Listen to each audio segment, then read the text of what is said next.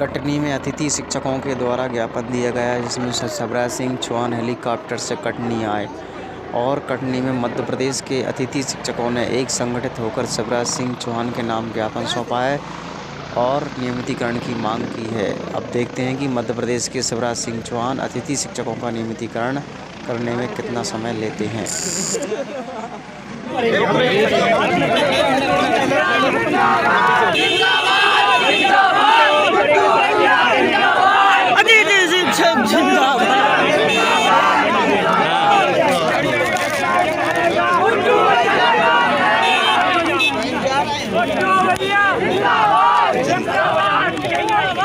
अरे सर ज्ञापन तो दे देना आगे तो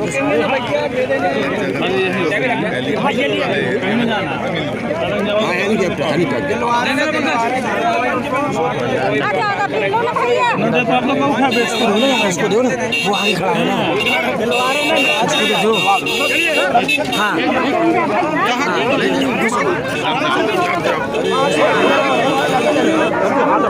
ले लिया चला गया सही में सही। चलो पीछे निकल जा सही है। हाँ किसके लिए ऐसा निरस्त करने के लिए क्यों ऐसे निरस्त के लिए भी ठीक दे दिए क्या पद स्थायित्व तो कभी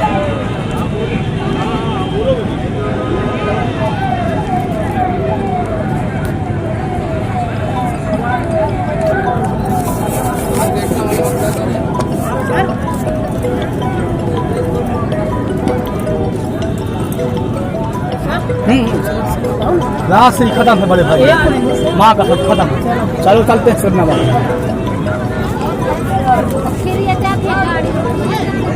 बात कर लेते हैं। मुख्यमंत्री शिवराज सिंह चौहान के नाम ज्ञापन सौंपा गया अतिथि शिक्षकों के संबंध में। मान्यवर सभी ने निवेदन है कि मध्य प्रदेश के स्कूल अतिथि शिक्षक 14 वर्षों से अल्प मानदेय पर शासकीय स्कूलों में अपनी सेवा देते आ रहे हैं। अतिथि शिक्षकों के भविष्य सुरक्षित करने के संबंध में आश्वासन दिया गया है कि मध्य प्रदेश के अतिथि शिक्षकों का जल्द से जल्द नियमितीकरण किया जाए। हमारी सबसे बड़ी मुख्य मांग एक ही है कि 12 माह का सेवाकाल 62 आयु वर्ष तक रखा जाए और सेवा पद अर्थात किसी प्रकार की सीधी भर्ती ना की जाए। और हम मध्य प्रदेश के अतिथि शिक्षकों का शिवराज सिंह चौहान मुख्यमंत्री जी आपसे हाथ जोड़कर निवेदन है पूरे 52 जिलों का अतिथि शिक्षकों और से कि हमारा भविष्य सुरक्षित कर दीजिए क्योंकि हमारे मध्य प्रदेश के अतिथि शिक्षकों ने अपने 14 वर्ष दिए हैं। चलिए अब बता देते हैं मध्य प्रदेश का अतिथि शिक्षक आंदोलन करने के लिए तैयार हो चुका है और कैबिनेट 2023 के लेकर चुनाव को लेकर प्रक्रिया आइए आपको ले चलते हैं आकांक्षा ठाकुर की ओर। मैं हूं आपके साथ आकांक्षा ठाकुर। देखिए 2023 में मध्य प्रदेश में विधानसभा के चुनाव होने हैं और उसके लिए बीजेपी हो या कांग्रेस दोनों ने ही लगभग कमर कस ली है। तैयारियां जोरों शोरों से चल रही है। इस बीच बड़ी खबर ये आ रही है कि मध्य प्रदेश में कैबिनेट एक्सपेंशन हो सकता है और ये हम इसीलिए कह रहे हैं क्योंकि आपको बता दें कि हाल ही में यानी कि कल के दिन अगर बात की जाए बुधवार को अचानक मुख्यमंत्री शिवराज सिंह चौहान बीजेपी के दफ्तर जो कि प्रदेश ऑफिस है वहां पर पहुंचे। लगभग 1-1.5 घंटे से भी ज्यादा उनकी मुलाकात चली। आपको बता दें कि यहाँ पर मुख्यमंत्री ने बीजेपी के राष्ट्रीय संगठन मंत्री शिव प्रकाश और प्रदेश बीजेपी अध्यक्ष वी.डी. शर्मा और बीजेपी संगठन के महासचिव हितानंद के साथ बंद कमरे में लगभग 1.5 घंटे ये बातचीत की और ये भी बताया जा रहा है कि रात 11 बजे तक लगभग ये बातचीत चली और उसके बाद से लगातार ये चीज सामने निकल कर आ रही है कि कैबिनेट का एक्सपेंशन हो सकता है। पूरे मुद्दे पर बात करेंगे आखिर क्या होने वाला है, किस मंत्री को कौन नया मंत्री बन सकता है, किसे क्या नया प्रभार मिल सकता है और क्या रणनीति 2023 को लेकर बीजेपी इस कैबिनेट एक्सपेंशन में लाने वाली है। इन सब पे बातचीत करेंगे। बातचीत के लिए मेरे साथ जुड़ रहे हैं सीनियर जर्नलिस्ट संजीव श्रीवास्तव जी और मेरे सहयोगी अमित तिवारी। संजीव जी आपका बहुत बहुत स्वागत है अमित पर। नमस्कार। संजीव जी, तो कैबिनेट एक्सपेंशन 2023 के चुनाव के लगभग 1.5 साल पहले 1.5 घंटे की लंबी बैठक, क्या लग रहा है, क्या मायने निकल कर आ रहा है? ऐसा कुछ अभी क्लियर नहीं हुआ है कि कोई कैबिनेट एक्सपेंशन को लेकर ये बैठक थी। बीजेपी पूरे 5 साल चुनावी मोड में रहती है, चाहे वो नेशनल लेवल पे हो या स्टेट लेवल पे हो। मध्य प्रदेश में भी अब चुनाव बहुत दूर नहीं है, 2023 में चुनाव होना है और मध्य प्रदेश बहुत अहम राज्य है। देश के जो हिंदी भाषी स्टेट है उसमें बीजेपी का लंबे अरसे से यहाँ सत्ता में रही, 15 साल लगातार उसने यहाँ सत्ता में बनी रही। फिर बीच में 1.5 साल का ऐसा फेज आया जब 2018 के चुनाव हुए थे, तब थोड़ा सा जब बहुत मामूली नंबर से बीजेपी पिछड़ गई और पिछड़ने के बाद कमलनाथ की अगुवाई में कांग्रेस की सरकार बनी, बसपा, सपा और कुछ निर्दलियों को लेकर वो सरकार बना पाए थे। तो वो एक रहा, फिर वो सरकार गिर गई। सारा कुछ सबको पता है, पूरे देश ने देखा है, मध्य प्रदेश वासी जानते ही जानते हैं कैसे क्या हुआ था। लेकिन अब जो ताजा हालात ये जरूर है कि यहाँ चुनाव को लेकर एक कवायद मशक्कत बहुत तेज हो चुकी है। कांग्रेस भी कमर कसे हुए, जैसा आपने अभी कहा, और इसी तरीके से बीजेपी, मैंने कहा कि पूरे समय चुनावी मोड में रहती। कल जो बैठक हुई थी, कल की बैठक को लेकर ये खबर है पहले शुरुआत में आई थी, लेकिन इसको जो हमारे सोर्सेस है उन्होंने ये इनकार किया कि इस तरीके की कोई फिलहाल मंशा है नहीं। शिवराज सिंह चौहान जो मध्य प्रदेश के मुख्यमंत्री, उनकी कार्य करने का तरीका बिल्कुल अलग है। आकांक्षा वो बहुत देर तक, बहुत दूर तक, बहुत मुश्किलों से कुछ देते हैं। उनका जो पिछला, हम अगर 3 टेन्योर देखे हैं मुख्यमंत्री जब वो थे मध्य प्रदेश के, तो हमने पाया देखा है कि वो बहुत जल्दी दे नहीं पाते। और अभी भी जो स्थिति है, अभी एक अनार 100 बीमार वाले हालात हैं। बहुत जमकर दावेदार काफी सारे हैं और हर एक चाहता है कि उसको जो चुनाव के पहले कुछ ना कुछ मिले, लेकिन मुझे अभी ऐसा नहीं, जो मेरे सोर्सेस उन्होंने अभी ऐसा इनकार किया। हाँ, ये जरूरी कि चुनाव को लेकर एक मशक्कत तेज है। उसी सिलसिले में बैठ के, और कल भी हुई थी, और बैठकों का दौर अब तेज होना है, चलना है। कमलनाथ को यहाँ मध्य प्रदेश में एक तरीके से फैसला हो चुका है कि आने वाला जो 2023 है वो कमलनाथ की अगुवाई में ही लड़ा जाएगा। और ये बड़ा दिलचस्प मध्य प्रदेश में देखने को मिला कि इसके पहले तक ये फैसले आला कमान दिल्ली से आया करते थे। मध्य प्रदेश में रविवार को बैठक हुई कांग्रेस की, वो बैठक पे भी सभी की निगाहें थी। ऐसा माना जाता था कि हो सकता है कमलनाथ पर जिस तरह का दबाव है, एक पद वो छोड़ दे, उनके पास में पीसीसी चीफ का पोस्ट है, इसके साथ साथ उनके पास में नेता प्रतिपक्ष वो विधानसभा में है, उनके पास वही पद है, तो माना जा रहा था। लेकिन उन्होंने एक मास्टर स्ट्रोक मध्य प्रदेश में खेला और वो मध्य प्रदेश में यहां से एक अपने आप को प्रोजेक्ट कराने में सफल हो गए। हाँ, अब बीजेपी, कमलनाथ चाहती थी बीजेपी, कमलनाथ बहुत ज्यादा उनके आड़े ना आए, लेकिन कमलनाथ की अगुवाई में अब हो गया। तो अब इस तरीके से बीजेपी रन करने जा रही कि किस तरीके से उसको डिफेंड किया जाए, किस तरीके से सत्ता में वापसी की जाए। और मध्य प्रदेश में जो 230 विधानसभा सीटें यहाँ है, इसमें सबसे खास है कि अभी जो बीजेपी के पास सीट्स है, उसमें जो रिपोर्ट्स वो मंगा रहे हैं लगातार, जिस तरीके से पूरी की पूरी प्रक्रिया चल रही है, उसमें ये आ रहा है कि बहुत सारे ऐसे विधायक हैं जो पुनः जीत कर आ पाएंगे, इसकी आशंका है। अभी तो खैर बहुत देर है, बहुत दूर है, चुनाव में भी 1.5 साल, 1.5 साल, 1.5 साल बचे हुए हैं। लेकिन हाँ, पूरी की पूरी मशक्कत कवायद इसी को लेकर चल रही है, कैसे जमावट की जाए, क्या किया जाए। और एक ये भी सुगबुगाहट है कि शायद अगला चुनाव शिवराज सिंह चौहान के चेहरे पर ना लड़ा जाए। लेकिन सवाल यह है कि शिवराज सिंह चौहान नहीं तो कौन। और बीजेपी में इसकी कोई कठिनाई नहीं। बीजेपी में बहुत लंबी फहरिस्त है, बड़े कई सारे लीडर हैं। एक ये भी चल रहा है कि शायद ज्योतिरादित्य सिंधिया को आगे रख के चुनाव लड़ा जाए, नरेंद्र सिंह तोमर है, प्रहलाद पटेल है, काफी संख्या है यहाँ। लेकिन कुल मिलाकर जब हम आखिरी में देखते हैं तो शिवराज सिंह चौहान तो भाग्य के बड़े धनी। और दूसरी चीज, शिवराज सिंह चौहान जिस तरीके से मेहनत करते हैं, वो जब उनको सत्ता मिलती है तो वो दिन रात एक की रहते हैं। मुझे बार बार जो कहते हैं कि हमको मेहनत की पराकाष्ठा करनी है, उस पे दौड़ते तो कैसे क्या कुछ होगा अभी समझ में नहीं आता। लेकिन हाँ, पूरी की पूरी चुनाव की कवायद मशक्कत बहुत तेज जी। जिस तरीके से संजीव जी बता रहे हैं, संजीव जी बहुत बेहतर तरीके से जानते हैं प्रदेश की सियासत को, खासतौर से बीजेपी किस तरीके से काफी लंबे अरसे तक देखा है उन्होंने कि क्या कार्यशैली होती है और किस तरीके से मानचित्र बनता है और रोड मैप बनता है चुनाव को लेकर। संजीव जी, लेकिन मेरा सवाल ये है कि मंत्री परिषद का विस्तार अभी नहीं, लेकिन क्या ये एक विषय पार्टी के सामने नहीं है? क्या महत्वपूर्ण विषय के मंत्रिमंडल का विस्तार तो आपको करना है, और जिनकी प्रतीक्षा है उनमें कई बड़े नाम है, आपको पता है। उनमें कई ऐसे पुराने साथी है शिवराज जी के जो अभी तक प्रतीक्षा ही कर रहे हैं। तो क्या ये अभी जी जी जी जी अभी टालने वाली बात है? जी, अभी टालने वाली बात है कि करना तो है ही, अभी नहीं करेंगे तो फिर 1 महीने बाद करेंगे। ये आप सही कह रहे हैं, लेकिन मैंने कहा शिवराज जी की जो कार्यशैली है, वो कार्यशैली बहुत जुदा है। वो अपने हिसाब से ही सारी चीजें करते हैं। और उनको जो हमने देखा है, जो पिछले टेन्योर में, इस बार जरूर वो अलग तरीके से रन कर रहे हैं। पिछले टेन्योर में वो अपने फ्री हैंड, और कई बार तो पद खाली रह गए, एक आध पद खाली रहता। पिछली बार एक ऐसी भी स्थिति पैदा हुई थी, निगम मंडलों में नियुक्तियां नहीं कर पाए थे, बहुत सारा लगातार वो करते थे। तो ये सबसे बड़ी चीज ये कि एक अनार 100 बीमार वाले हालात है। तो जब वहां भी तो सिंधिया जी की चल गई संजीव जी, वहां भी तो निगम में जो पुनर्वास होना था, सियासी पुनर्वास, वहां भी तो सिंधिया जी की चल गई, इमरती जी अध्यक्ष बन गई, दंडोतिया जी अध्यक्ष बन गए। नहीं, निश्चित सिंधिया तो शर्तों के साथ बीजेपी में आए हैं और उन्होंने जितनी शर्तें रखी थी, उनके जितने लोग आए थे, उनका सबका पुनर्वास हुआ, इसमें कोई शंका नहीं। वो जैसा केंद्र में पद चाहते थे, राज्यसभा चाहते थे, वो सब भी वो लेकर गए हैं।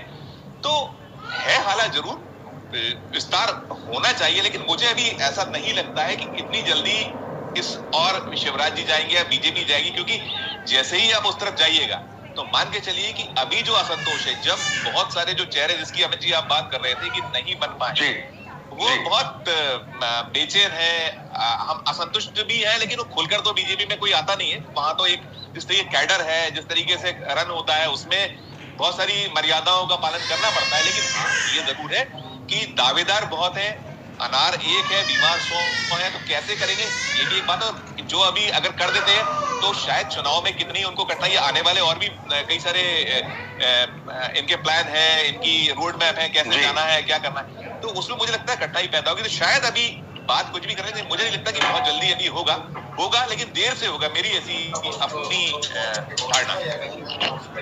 जी बिल्कुल। संजीव जी, आपने अभी बात की कि अभी नहीं होगा लेकिन आगे चल के तो होगा। देखिए बहुत सारी चीजें, जैसा कि अमित भी कह रहे थे कि बहुत सारे ऐसे चेहरे हैं जो बिल्कुल आना चाहते हैं, मंत्री पद चाहते हैं, कैबिनेट में आना चाहते हैं। उसके अलावा फिर क्या ये कितना जरूरी है बीजेपी के लिए, मैं ये जानना चाहूंगी कि कैबिनेट का एक्सपेंशन हो, उन तमाम जो विधायक हैं उनको भी जो है एक तरीके से अपने साथ करने के लिए या भरोसे में लेने के लिए। और अगर हम ऐसे 2023 के मद्देनजर देखें तो कैबिनेट एक्सपेंशन कितना जरूरी बीजेपी के लिए आपको लगता है जरूरी होगा?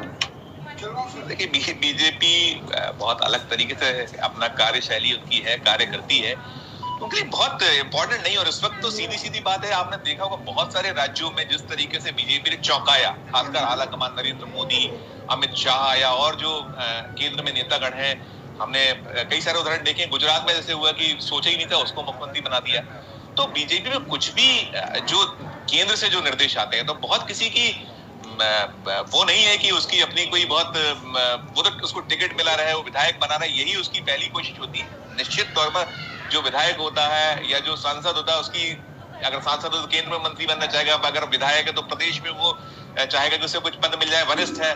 तो यहाँ भी ये जरूर है, लेकिन कोई बहुत आतुरता या बेचैनी दिखाने के हालात में उसके मन में अंदर जरूर है, लेकिन दिखा पाने की स्थिति में नहीं है, ऐसा मुझे लगता। लेकिन कई तो है मौजूदा ऐसे विधायक, मैं तो बुंदेलखंड से आता हूँ, आपको पता ही है संजीव जी, तो कई ऐसे लोग हैं वहां पे मेरे क्षेत्र में जिनके समर्थक अभी से कहने लगे या तो विधायक जी को मंत्री बना दो या मंत्री को विधायक बना दो। सागर की बात कर रहा हूँ मैं।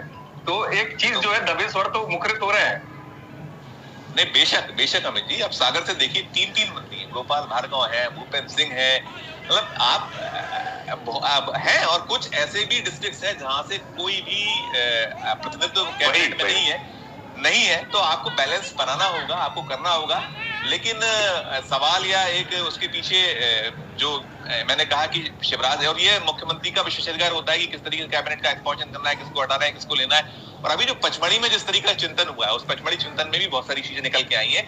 तो ऐसा भी नहीं है कि बिल्कुल हम बीजेपी भी, मैंने कहा कि इसे चौंकाने वाले भी कई कार्य करने लगी है, उसके डिसीजन आने लगे हैं। तो संभावना ये भी बनती है कि कहीं ना कहीं कुछ ना कुछ जिस तरीके से अभी जो मशक्कत पचमढ़ी में चिंतन में हुआ, उसमें कहीं कुछ निकल के यार हो भी जाए। लेकिन अभी जो मेरे सोच से तो कल वाली बैठक को लेकर यही डिनाई की कि अभी ऐसे कोई हालात फिलहाल नहीं है। अभी चुनाव की बात हो रही है, अभी तो चुनाव की बात हो रही है, लेकिन वो पार्टी की तरफ से कहा गया कि पचमढ़ी से अमृत निकला है, तो उसमें से कुछ बूंदे तो विस्तार वाली भी होंगी ना।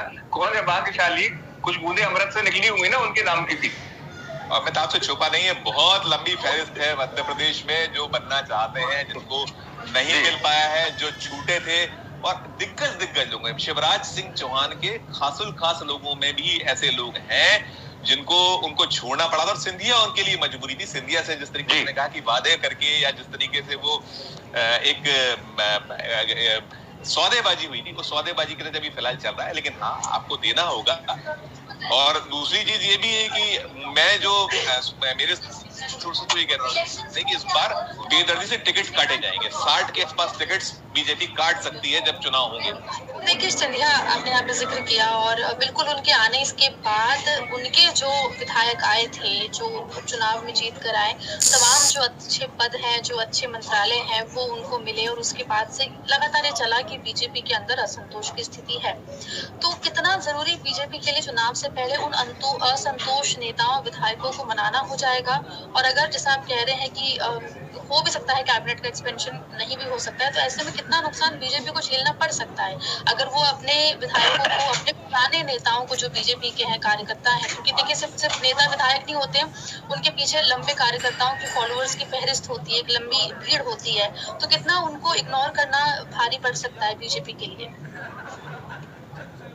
देखिए बीजेपी में कोई किसी की ऐसी बिसात या वक्त नहीं है। यहाँ पर जो कार्यकर्ता बेस्ड पार्टी है, असंतोष और इस तरह की जो चीजें हैं, बेशक अब एक अनार 100 बीमार है, लेकिन कांग्रेस की तुलना में वहां वैसा नहीं होता है जैसा कि होता है अनंतोगतवा। जब सब जुड़ते हैं और किसी की टिकट कटती है, किसी को पद नहीं मिलता है, तो होता वही है जो पार्टी चाहती है, जो आलाकमान चाहता है, जो नेतागण चाहते हैं, उसको वही करना पड़ता है। और अभी सबसे खास बात ये भी है कि जिस तरीके का परिदृश्य देश में है, यूपी में जिस तरीके की रिपोर्ट्स आने की, यूपी में बीजेपी को नंबर गेम जो गेम है उसमें हानि होगी, और भी जगहों से आ रहा था। उत्तराखंड को लेकर जिस तरीके का था, खुद मुख्यमंत्री शिवराज सिंह जी ने, उनका एक वीडियो वायरल हुआ जिसमें कहा था कि मुझे उत्तराखंड को लेकर थोड़ी सी आशंका है, लेकिन देखिए वहां वो जीत के आई बीजेपी। ये एक इतिहास बना कि दोबारा सरकार वहां होता था, एक बार बीजेपी एक बार कांग्रेस, तो ये बना। तो कुल मिलाकर भाजपा को ये पता है कि हमारे पास जो अभी स्ट्रेंथ है या जो हमारा कार्ड चल रहा है, उसमें कोई हमसे बहुत ज्यादा रूठे जाए करे, हमको बहुत कठिनाई होने वाली नहीं है। तो ये जरूर है कि लोगों को आपको संतुष्ट करना होगा। और अभी इस वक्त ये आपने जो कहा आकांक्षा, बिल्कुल फैक्ट है कि कांग्रेस से ज्यादा कठिनाइयों में बीजेपी है, क्योंकि कांग्रेस में तो आज बहुत से ऐसे नेता है जो लड़ने के लिए, जब खंडवा की बात की तो अरुण यादव ने धीरे से अपने आप को अलग कर लिया था, कुछ अपना असंतोष जाहिर करते, और वहां दिग्विजय सिंह के जो एक सिपा सलार थे, उनको टिकट मिल गया था, वो चुनाव हार गए थे, अरुण यादव को दिख रहा था। लेकिन बीजेपी में ये है कि एक अनार है 100 बीमार है, और बहुत सारे लोग टिकट से आते हैं, लेकिन उन्हें ये पता है कि अगर हम यहाँ से अगर नहीं भी मिलता है तो वो रूट के कोई उनके पास में विकल्प फिलहाल यहाँ नहीं है। तो इसलिए बीजेपी कंफर्ट स्थिति में है, उसको करना जरूर होगा। असंतोष कहीं ना कहीं बहुत सारी हानि भी पहुंचाता है, घाटे पहुंचाता है। और पिछली बार का जो सबक था कि केवल 7 सीटों से बीजेपी 109 सीटें हासिल की थी, 116 पे सरकार बनती थी, वो चूक गए थे 7 सीटों से। तो सबक सारे हैं, तो कुछ ना कुछ करेंगे, लेकिन जो हालात है उसमें थोड़ी देर लगेगी। जी देखिए, मैं यहाँ पे बात कर रही थी कि सिर्फ नेता या विधायक नहीं होते, उनके पीछे उनके फॉलोअर्स की अच्छी लिस्ट होती है। और पंकज पांडे जी का कमेंट आया जो कह रहे हैं कि राजेंद्र शुक्ला जी को पुनः मंत्री बनाया जाए। तो मतलब जो कार्यकर्ता हैं, जो इनके पीछे जो नेता होते हैं, उनके पीछे जो लोग होते हैं, वो भी कहीं ना कहीं चाह रहे होते हैं कि उनका जो चेहरा है, जिनको वो फॉलो करते हैं, वो सामने आए। तो हो सकता है कि इस तरीके के जो मैसेजेस हैं, अगर वो पहुंचे तो एक्सपेंशन वाली बात जो है वो आगे चलकर हमें देखने मिल सकती है। बिल्कुल बिल्कुल यही बात है। अब देखिए ना कि जो नाम आपने बताया, जो जिनके प्रशंसक हैं, वो सबसे पहले प्रतीक्षा सूची का मैं क्रमांक दूं तो उसमें सबसे पहले संजीव जी से आएंगे कि राजेंद्र शुक्ला जी प्राथमिकता में हैं, जिनके लिए दर्शक कमेंट कर रहे हैं। संजीव जी, मैं एक सवाल आपसे जरूर पूछूंगा, अभी विस्तार नहीं हो रहा है, लेकिन आपके अनुभव से मैं एक चीज समझूंगा, जो दर्शकों की देखिए जिज्ञासा होती है जब दर्शक लाइव जुड़ते हैं। अगर मैं आपसे पूछूं, 4 अगर प्राथमिक तौर पर नाम चुने जाए, उन 4 नामों में आपका अनुभव क्या कहता है? कौन वो नाम है जो प्रतीक्षा सूची में क्लियर हो जाएंगे, अगर होता है तो, आपके अनुभव से? देखिए, नहीं बेशक बहुत सारे, देखिए इंदौर जिला पूरा का पूरा सूखा पड़ा हुआ है। इंदौर में उषा ठाकुर हैं, उसके अलावा शहर प्रॉपर से नहीं है लोग। रीवा में जैसे आप राजेंद्र शुक्ला का नाम भी कहीं, राजेंद्र शुक्ला बेशक मंत्री पद की दावेदारी रखते हैं। भोपाल में रामेश्वर शर्मा की चाहत है कि मुझे कहीं मौका मिले। अगर आप इस तरफ जाइए, रायसेन तरफ जाइए, तो रामपाल सिंह जो बहुत, जिन्हें हनुमान की संज्ञा दी जाती है, फहरिस्त है कि जिनको मौका मिलना चाहिए, मौका मिले उन लोगों को। और केदार शुक्ला अगर आप जाइए उस तरफ, उनको लगातार ये लॉलीपॉप मिलता रहा कि आपको अध्यक्ष बना देंगे, आपको मंत्री बनाएंगे। तो लंबी फहरिस्त है, लेकिन आपके पास में कुल मिला के आज 4-5 पद हैं जिसमें आप कर सकते हो, और कुछ को ड्रॉप करते हो, ड्रॉप करने के बाद कुछ बढ़ेंगे। तो आपको करना वही है, आप चाहे इधर ड्रॉप करिए और लीजिए, तो दोनों तरफ जब जो भी कीजिए, मतलब बीजेपी के सामने कुआं और खाई वाली स्थिति है, और खरबूजे की स्थिति, छुरी खरबूजे पे खरबूजी छुरी पे वो है, ऐसे सामंजस्य बैठा है, एक बात है देखने वाली बात। जी जी बिल्कुल। संजीव जी, यहाँ पर एक और चीज मैं जानना बिल्कुल चाहूंगी। देखिए, इस वक्त अगर हम कैंपेन देखें सीएम शिवराज सिंह चौहान का और पूरी बीजेपी का मध्य प्रदेश में, तो ओबीसी और आदिवासी इन वोटर्स को लुभाने की बहुत कोशिश हो रही है। तो क्या एक्सपेंशन में भी हम ये रिफ्लेक्ट होता देख सकते हैं? अगर एक्सपेंशन होता है तो नहीं, बिल्कुल, बेशक बेशक। देखिए, निश्चित तौर पे आप जब भी एक्सपेंशन होगा, तो एक्सपेंशन में इन जो जाति है इस कॉस्ट को रखा जाएगा, रखा ही जाना होगा, क्योंकि अब पूरे का पूरा जो आदिवासी वाला जो एक कार्ड है वो बीजेपी बहुत तेजी से खेल रही है। कुछ कम हुई थी सीटें, यदि हम 18 में जाएं, उसके पहले 13 में जो स्थिति कम हुई थी, तो फोकस यही है कि हमको कहीं कोई कोर और कसर नहीं छोड़नी है। तो जब भी होगा तो इन लोगों को निश्चित तौर पे कहीं ना कहीं तवज्जो मिलेगी। जी, लेकिन अब इसमें दो चीजों को मैं समझूंगा संजीव जी, कि अगर मान लीजिए संभवतः जब भी विस्तार होता है, चुनावी मूड तो देखिए ना कि अभी हाल में जो आए राज्यों के परिणाम, उसके बाद बीजेपी तुरंत चुनावी मूड में आ गई। एमपी में भी मूड चल रहा है, अभी पहले से तैयारी शुरू है। लेकिन विस्तार जब इस बार हम देखेंगे, क्या ज्योतिरादित्य सिंधिया का व्यापक प्रभाव वाली बात रहेगी, इसलिए कि अभी भी उनके जो लोग हैं उनको दिया जाएगा, या जितने उनके लोग थे, मेरे हिसाब से तो संजीव जी शायद पहले ही सारे उनके जो अच्छे निकट के लोग हैं वो पहले मंत्रिमंडल में है। अब जो बचे हुए शेष है वो शिवराज जी के, बिल्कुल, वो उनके जितने भी लोग हैं उनको एडजस्ट कर लिया गया था, और जो हार गए चुनाव, जो नहीं जीत पाए थे, उनको भी बीजेपी ने एडजस्ट किया। और साथ साथ खास बात ये रही कि उनको बड़े मलाईदार विभाग दिए गए हैं, वो भी एक स्थिति है। तो अब जब एक्सपेंशन करेंगे तो उसमें ये भी एक चीज होगी, कैसे कार्ड्स को फेंटने के बाद में उन विभागों को पुनर्वितरण होना, वो भी एक स्थिति रहेंगी। लेकिन हाँ, कठिनाइयां बीजेपी के सामने बहुत सारी हैं, चुनौतियां बहुत बन जाएंगी। जी संजीव जी, यहाँ पर एक जो हमारे दर्शक हैं कृष्णकांत बयारे जी, उनका सवाल है, मैं लेना चाहूंगी। वो पूछ रहे हैं कि अगर एक्सपेंशन होता है तो पिछली बार की तरह उम्र दराज मंत्रियों की छुट्टी होगी या नहीं होगी? देखिए, ये मेरे लिए कहना बड़ा कठिन है। ये तो बीजेपी का अपना अंदरूनी और उनकी एक उसका मामला है। पैमाना तो है कि अभी जो अमृत और मंथन की बात हुई थी कि जब पचमढ़ी में हुआ था, स्पोर्ट्स कार्ड अच्छे नहीं, चाहे वो हो चाहे सीनियर हो, उनका अगर वो अपना नहीं दे पाए पूरे जो उनको दिया जाना चाहिए, जो उनको टास्क दिए थे, तो निश्चित तौर पर वो भी ड्रॉप हो सकते हैं। कोई भी हो सकता है, चाहे यूथ भी हो सकता है। और जो 70+ का फॉर्मूला बीजेपी लेकर आई है उसमें बात है। और इस बीच में मैंने कहा कि ये जरूर देखा जाएगा कि कॉस्ट इक्वेशन चलेगा, उसकी अपनी जो उसका परफॉर्मेंस कैसा रहा है वो चलेगा। आने वाले चुनाव में उस इक्वेशंस में कितना लाभ कैसे कौन दे सकता है, क्षेत्रीय जो छत्रप है या जो क्षेत्रीय स्थिति है उसमें कितना लाभ देगा, वो सारी चीज चलेंगी। मुझे नहीं लगता कि कहीं कोई इसमें बहुत 70 अभी इस पे किया जाए, अभी ऐसा मुझे नहीं लगता है।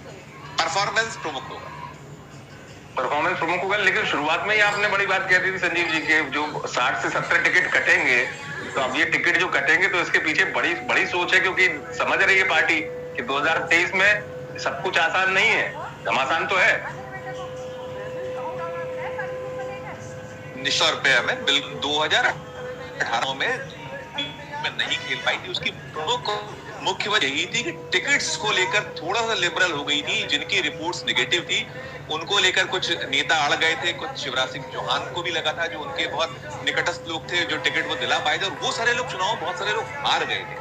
तो मुझे नहीं लगता कि ना तो अब आलाकमान इसमें कोई समझौता करेगा, और ना ही शिवराज वो अगर उनकी चेहरे पे खेलते हैं दांव आगा, अगर जो होगा अभी तो बहुत लंबा वक्त है, अगर नहीं होता है तो ये सब चीजों का बहुत ख्याल रखा जाएगा कि उसमें कहीं कोई कोताही नहीं की जाएगी। जो ऐसी कमजोर कड़ियां उन्हें तुरंत में हटाया जाएगा, उनकी जगह नए चेहरे लाएंगे। जी संजीव जी, यहाँ पर देखिए, सिर्फ जो प्रदेश बीजेपी ऑफिस कार्यालय में सिर्फ संगठन मंत्री और वीडी शर्मा इन सब से ही नहीं, सीएम शिवराज सिंह चौहान ने बुधवार को ही शाम में राज्यपाल मंगूभाई पटेल से भी मुलाकात की है। तो इस मुलाकात के मायने अगर निकाले जाए तो क्या होंगे? देखिए आकांक्षा जी, यदि जब से Mangubhai thanks for watching. like and comments and subscribe.